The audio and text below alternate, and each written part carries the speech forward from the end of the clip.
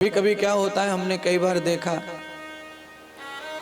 आदमी जब थोड़ा सा अच्छी क्लास में सफर करता है रेल वेल में, तो उसको चादर तकिया और रूमाल बुमाल सब मिलता है। 25 रुपए का होता होगा तौलिया, छोटा सा रूमाल, नैपकिन। मुझे लगता है 100 लोगों में से एक आदमी ऐसा भी होता है कि उस रूमाल को भी उठा ले जाता है। मुझे ऐसा लगता है कि एक आदमी ऐसा होता है कि वो साथ चादर को भी उठा ले जाता है।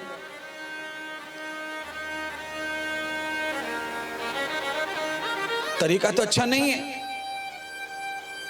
सुविधा तो जुटाई, रूमाल भी काम देगा, चादर भी काम देगी, पर तरीका ठीक नहीं था। तरीका ठीक क्या है? एक दिन सुबह 9 बजे से लेकर के शाम के 5 बजे तक मजदूरी कर लेता तो एक दिन में चादर भी आ जाती, रूमाल भी आ जाता और तरीका भी अच्छा था, साधन भी बन गया। रूमाल भी रहता उसके पास, चादर भी रहती उसके पास, और उससे डर भी नहीं रहता किसी प्रकार का भोगने में। रेलवे की चादर को भोगने का डर है, रूमाल को भोगने का डर है। अब जहां भी मुंह पूछेंगे उसके ऊपर तो लिखा रहता है, कोई पढ़ेगा तो टोकेगा, चाहे वो कुछ भी ना करे, पर आपको तो बेइज्जती होनी है। इसीलिए सही तरीका जीने का सत्संग के बगैर नहीं आएगा।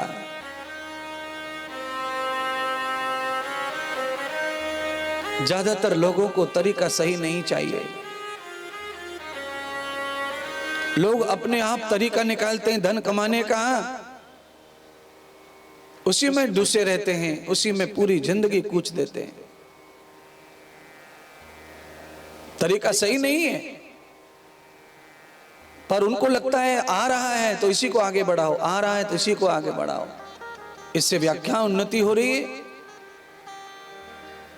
धन कमाई बढ़ रही है, तो केवल कमाई बढ़ रही है ऐसा सोचकर गलत रास्ते पर हम चल पड़े हैं। तो मैं प्रियजनों आपसे कहना चाहता हूं, आज बहुत ज्यादा लोग नहीं सुन रहे पंडाल में कथा, पर आप जितने भी सुन रहे हैं, इतने लोगों का भी तरीका जीने का सही हो गया तो भी 1 से 2, 2 से 4 लोग बदलते हैं। और आपकी सही जीवन को देखकर, आपकी उन्नति को देखकर बाकी लोगों को भी सुधारने का अवसर आता है, मौका आता है। लोग ये भी सोचते हैं कि ये आदमी अच्छा जीवन जी रहा है, अच्छा काम कर रहा है, तो भी ये आदमी बड़ा हो रहा है, तो फिर हम क्यों इस गलत मार्ग पे पड़े हुए हैं। एक दिन हर आदमी को अपने गलत काम का पश्चाताप होता है, पर पश्चाताप कब होता है? जब हानि बड़ी हो जाती है तब पश्चाताप होता है। हानि से पहले पश्चाताप हो जाए तो आदमी को बड़ा लाभ प्राप्त होता है। हानि बड़ी हो गई, उसके बाद पश्चाताप हो रहा है तो अब कोई लाभ नहीं पश्चाताप का। समय से पश्चाताप हो अपनी गलती का, उसके लिए महात्मा लोग जो है प्रयास करते हैं अपने व्याख्यान से, उपदेश से, प्रवचन से। राजा परीक्षित को समय पे पश्चाताप हो गया और समय पे महात्मा मिल गए।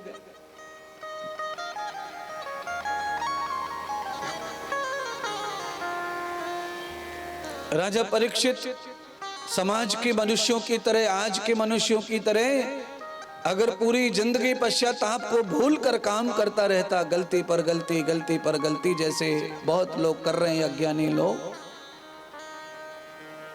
तो मुझे नहीं लगता है कि राजा के जीवन में फिर कलंक मिटता।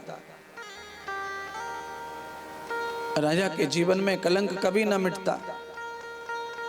पर राजा के जीवन का कलंक कैसे मिटा, पाप कैसे मिटा, राजा को मुक्ति कैसे हो गई? क्योंकि भगवान यही सिखा रहे हैं श्री परीक्षित जी को, हे राजन, आज तुमने अपराध किया और आज ही तुमने अपने आप को बदलने का प्रयत्न किया। आज गलती करके पश्चाताप कर लेता जो व्यक्ति है, उसे कोई न कोई सुधारने वाला भी मिल जाता है। और जिसने ये ठान लिया है कि मैं अभी नहीं सुधरूंगा, अभी तो मेरी उम्र खेलने कूदने की, खाने की है, अभी सुधरने की उम्र नहीं है, उस आदमी को सुधारने वाला भी नहीं मिलता है। ये आप सब लोग कान खोल के सुनो। जो सुधरेगा जो गलती का प्रायश्चित करना चाहेगा, आज के अपराध का आज ही चाहेगा सब समाप्ति हो जाए, दोबारा ना हो गलती, तो आप पक्का समझ लेना उसे सुधारने वाला भी अवश्य मिलेगा। राजा परीक्षित को एक नहीं अनेक मिले, अनेक संतों की लाइन लग गई राजा परीक्षित के जीवन में। राजा ने अपराध तो बड़ा ही किया था, राजा ने संत का अपमान किया, मरा हुआ सांप संत के गले में डाल दिया, तपस्वी के गले में डाल दिया। संत समाधि में बैठे हैं, आप सब कथा जान चुके हैं, जानते हैं, सुनते हैं, पर आज ये कथा अलग प्रकार से विषय के साथ जोड़ के सुनाई जा रही है।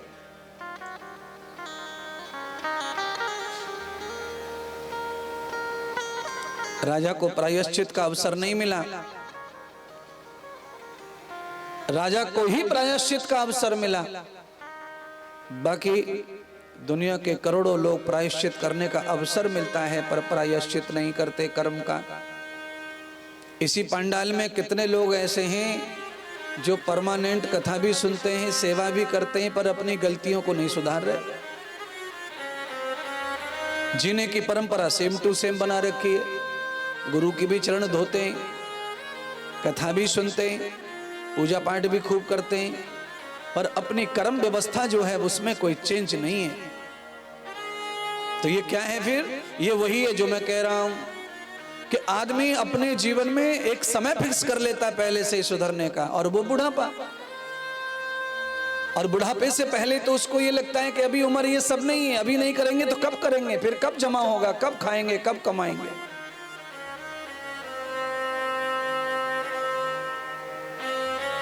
धन कमाने के लिए बहुत बल की जरूरत नहीं है, इसलिए जवानी की जरूरत भी नहीं है धन कमाने के लिए। ये भी कान खोल के आज नई बात सुन लो, धन बल से नहीं कमता। तुम्हारे जैसे न जाने कितने 25-24 साल के, 22 साल के घूम रहे हैं, रोटी को मोहताज है, कपड़े को मोहताज है, दुनिया भर का बल है उनमें।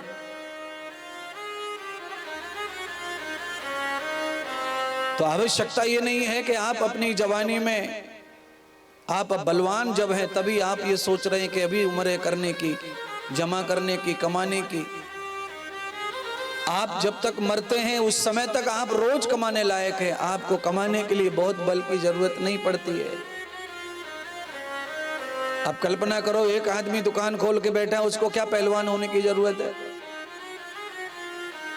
नहा धो के आता है, सुबह आकर के बैठ जाता है दुकान खोल के आसन पे, बैठे बैठे खाता पीता, चाय पीता, ट्रोल्ट पीता, ठंडा पीता, गरम पीता, बोलता चालता। वहां का हीरो की जरूरत है, कहां ताकत की जरूरत है? स्वस्थ होना चाहिए आदमी, दुबला हो, पतला हो, कमजोर हो, कम पड़ा हो, कोई बात नहीं। अगर उसका स्वास्थ्य अच्छा है तो जैसी उसकी दुकान है, भाग्य वैसा उसका सब सामान बिकेगा।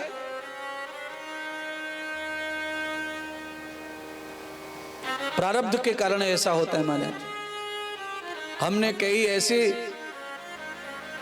ठेले पर चाट वाले देखे हैं कि 5 स्टार होटल में भी इतनी कमाई नहीं होती, उतना कमाई तो वो चौराहे पर कर लेता बिना किसी सजावट के। कोई कोई तो इतना ज्यादा फेमस हो चुका है, कोई कोई इतना प्रसिद्ध हो चुका है कि पूरा शहर उसकी चाट खाने के लिए, उसका जूस पीने के लिए वहां पहुंचते। कई तो भेलपूड़ी वाले भी इतने प्रसिद्ध हैं, मोबाइल पे आप देखते हैं कितना प्रसिद्धि पाई हुई है महाराज, लाइन लगती है उनके यहाँ। कई कचौड़ी वाले लाइन लगती है, 7 स्टार 5 स्टार होटल वाले थके पड़े, और ये चौराहे पर खड़ा है लेकर के छोटा सा ठेला, उसी से ही शाम तक लाखों कमा लेता है। और इन्होंने 50 मजदूर रखे हुए महाराज, इतना एयर कंडीशन होटल बनाया है, 40-40 1-1 लाख रुपए तनख्वाह दे रहे नौकरों को, पढ़े लिखे नौकर, पर वो नहीं कर पा रहे कमाल, और एक ठेले पर बैठा हुआ कमाल कर रहा है जिसमें कोई योग्यता नहीं थी। क्यों नहीं? केवल उसने काम शुरू किया और काम के साथ ही राम ने सुनी और भाग्य खुला, पिछले जन्म के धन और पुण्य और कथा और यज्ञ का फल मिलना शुरू हुआ। तो 5 स्टार होटल नहीं बनाया, केवल ठेले पर ही वो 5 स्टार वाले की जैसी कमाई कर रहा है। ये केवल और केवल उसके कर्मों का फल है महाराज, उसके कोई शरीर बल से, बुद्धि बल से ये सब नहीं हो रहा है। बड़े बड़े ज्ञानी, बड़े बड़े साइंटिस्ट बहुत बड़े बड़े ज्ञानी ऐसे ठोकरें खा रहे, पड़े इधर उधर, कोई नहीं पूछ रहा है।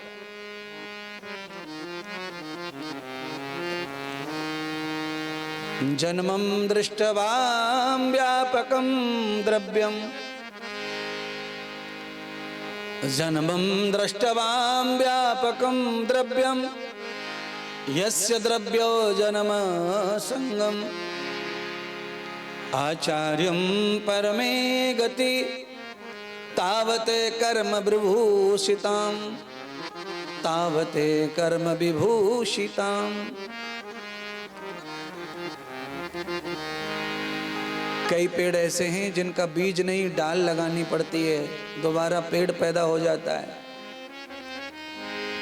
लगभग सभी पेड़ों की डाल उगाती है, पर फिर भी कई पेड़ में से 2-4 पेड़ों के नाम बताता हूं कि जिनकी डाल लगाने से भी आप पेड़ पैदा कर सकते हैं। लकड़ी से पेड़ पैदा हो जाता है।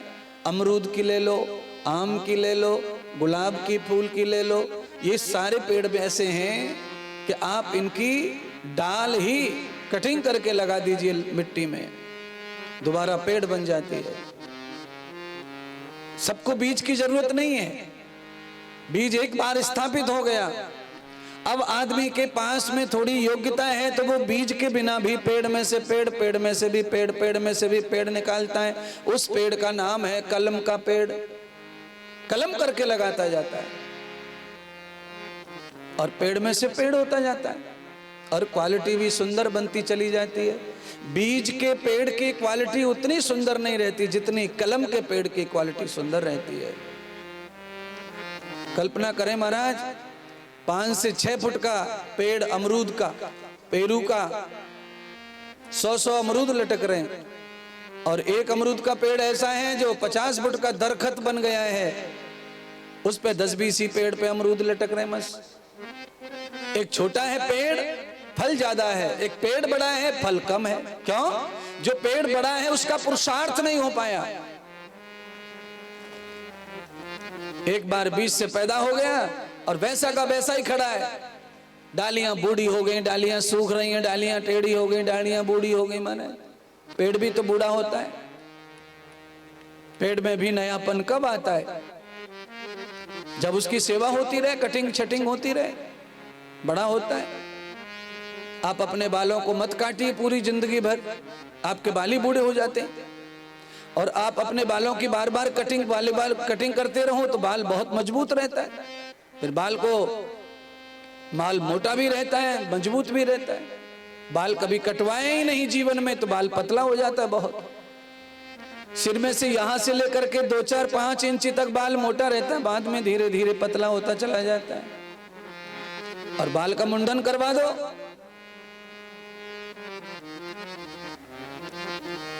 तो बाल मोटा, कड़क, ताकतवर पैदा होता है। क्योंकि ताकतवर पैदा नहीं होता है, बाल यहां थोड़े से, बाल सिर के ऊपर थोड़ी दूर तक बढ़ाई और पावरफुल मजबूत ही होता है बाल।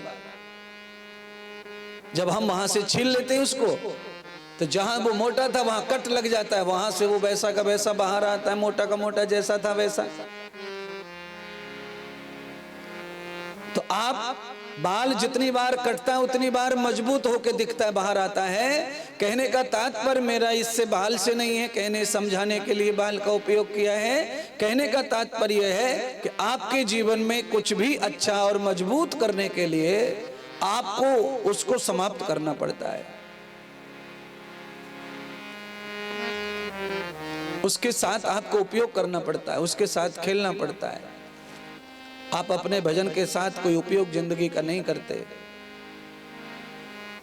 जन्म से कोई पकड़ रखा है पूजा पाठ, उसी को ही कर रहे हैं, कोई परिवर्तन नहीं उसमें। तो क्या हो रहा है उससे? आप भी परेशान हो गए कर करके पूजा पाठ, लाभ हो नहीं रहा कुछ। क्योंकि जो पूजा पाठ आप कर रहे हैं उसका लाभ तो आपको मिल रहा है, पर उसका लाभ उतना ही है जितना वो पूजा पाठ में सिद्धांत है, लिखा है भगवान ने।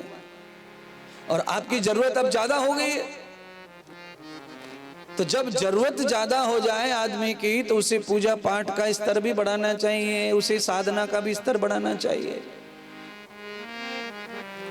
जिससे काम चल रहा था पहले वो बहुत कम था, तब आपकी जरूरत भी कम थी, तो बढ़िया लगता था। आपको ये लगता था कि भगवान बड़े प्रसन्न है, पूजा पाठ का फल बढ़िया दे रहे हैं, सब अच्छा चल रहा है। भगवान आज भी उतना फल दे रहे हैं, पर आज फल तुम्हें ज्यादा चाहिए, कम में काम नहीं चल रहा है। इसीलिए आपको लगता है कि अब कुछ हो ही नहीं रहा पूजा पाठ से, अब कुछ हो ही नहीं रहा पूजा पाठ से। होगा। एक आदमी को पानी पिलाने के लिए, प्यास बुझाने के लिए 1 गिलास पानी बहुत है। एक आदमी की प्यास बुझाने के लिए 1 गिलास पानी बहुत है, एक दिन एक बार में। पर ये पंडाल में जितने लोग बैठे इनकी प्यास बुझाने के लिए 1 गिलास काफी नहीं है। समय के साथ, परिस्थिति के साथ आपको अपने कार्यों को घटाना बढ़ाना पड़ता है। इसीलिए तत्काल सत्संग से आदमी को यह बोध होता है कि मुझे कौन से कर्म का प्रायश्चित करना चाहिए, कौन सा कर्म मेरा ऐसा गड़बड़ा गया है जो अब नहीं चाहिए, मुझे उसे रोकना चाहिए। मैं कौन सी गलती कर बैठा जो अच्छी नहीं थी। और ये गलतियां भी तब समझ में आती हैं जब ऐसी कथाएं सामने आती हैं। हमारा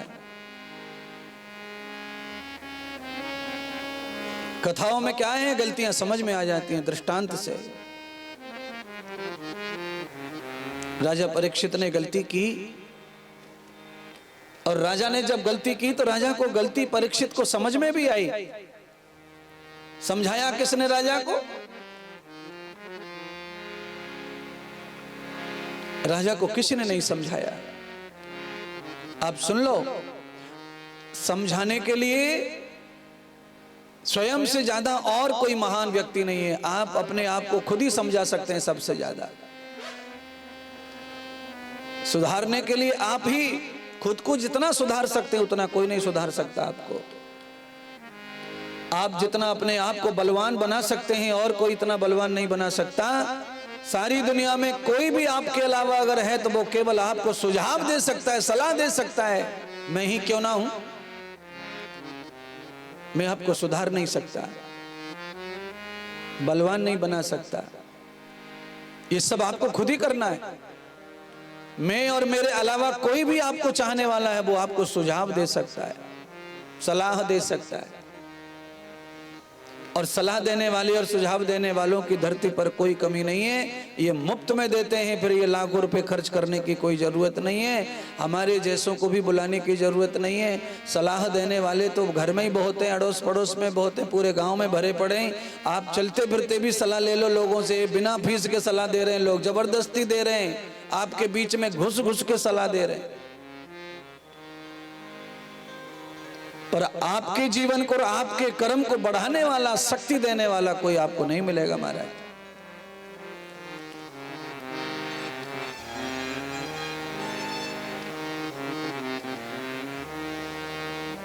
इस काम को, ये कथा का जो नियोजन हुआ है, इस कथा का नियोजन करने वाले 10-20 क्यों नहीं इकट्ठे हुए बताओ? सुनने के लिए इकट्ठे हो जाएंगे, पर इसको खड़ा करने के लिए इकट्ठे नहीं हो पाए, और कहीं भी नहीं होते। ऐसा नहीं है कि यहीं नहीं हुए, कहीं भी नहीं होते। वो तो सारा काम जब रेडी सा होता है तब लोग थोड़ा थोड़ा मुंह चमकाते। आ गया, अब चालू हो गई कथा, अब कोई काम नहीं है, अब फल मिलेगा तो चलो फिर चलेंगे, सुन के आए। ये केवल कथा के लिए नहीं समझाया जा रहा है, ये इसलिए समझाया जा रहा है कि मानव की दिनचर्या ऐसी है। कथा प्रारंभ होने पर तो सबको कथा में आना ही चाहिए। क्यों? कथा में तो आने के बाद आदमी को 7 जन्मों तक का कार्य सिद्ध हो जाता है, 7 जन्मों तक का जीवन जीने का ज्ञान पैदा हो जाता है। 1 जन्म नहीं मारा है, 2 जन्म नहीं, 3 जन्म नहीं, 7 जन्मों तक एक बार जीने की कला आ जाए, एक बार जीने की सभ्यता आ जाए, एक बार जीने का ज्ञान आ जाए तो 7 जन्मों तक आदमी मर मर के जन्म ले लेकर भी भूलता नहीं, उसको उसके विवेक में चला जाता है, उसकी बुद्धि में चला जाता है।